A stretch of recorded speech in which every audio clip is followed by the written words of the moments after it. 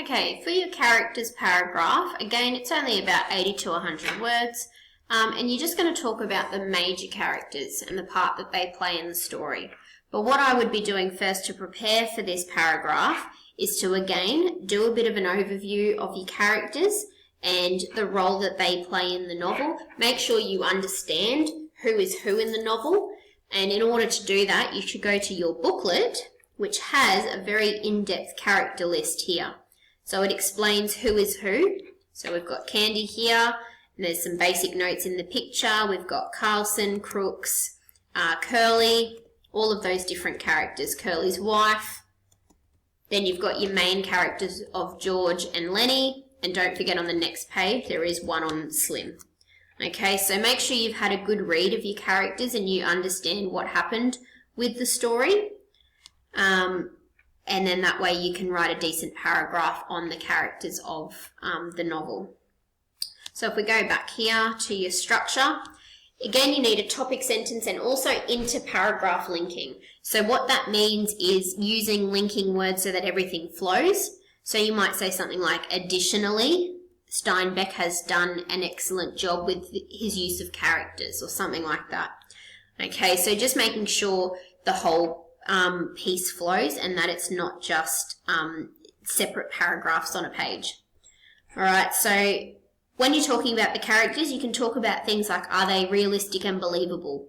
Okay, so were they, relatable characters for people? Would people love those characters or would they hate those characters?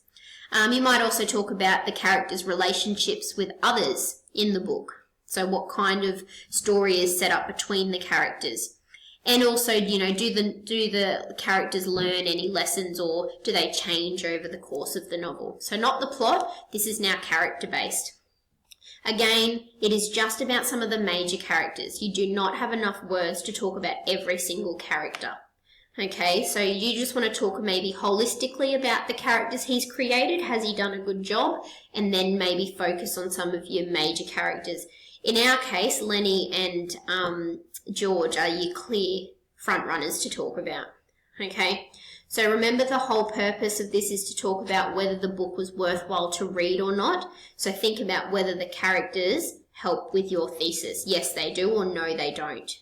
Okay, maybe the characters were hard to relate with, which made the whole book hard to read. Maybe you couldn't take the characters seriously because they were unbelievable. Or maybe he's done such an excellent job of representing a range of different characters and personalities that it's really true to human experience. Okay, so you think about which way you want to argue. You cannot start swapping your argument to be something different for characters than what it was for plot. Okay, so if you said the plot was great, and then go on to say the characters were rubbish, well, I don't really see how one can be good and the other can't be. So don't forget that it's major characters only.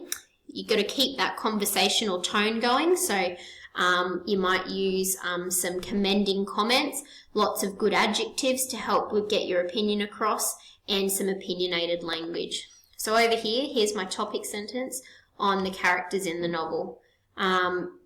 So here I've said the wide array of characters in the novel are sure to suit the tastes of all readers. So that's my little play on words there with that conversational tone, because this was about a chocolate factory. Charlie Bucket, so the main character, is the leading character of this excellent novel. A loving boy who comes from a poor family with no hope of ever winning a prize golden ticket. However, his determination is inspiring to readers with his attitude that he has just as good a chance as anyone. So that's what we were talking about with, do they learn something, or does the audience learn something from that character? So then more details. His 4 loving grandparents, so just a basic mention of some other characters, are relatable for all readers, reminding them of the love shared between children and their grandparents. So that was that realistic and believable aspect.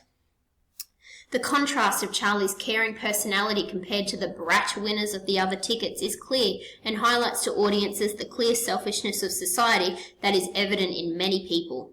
Last but not least, we cannot forget the man of the hour, Mr. Willy Wonka himself.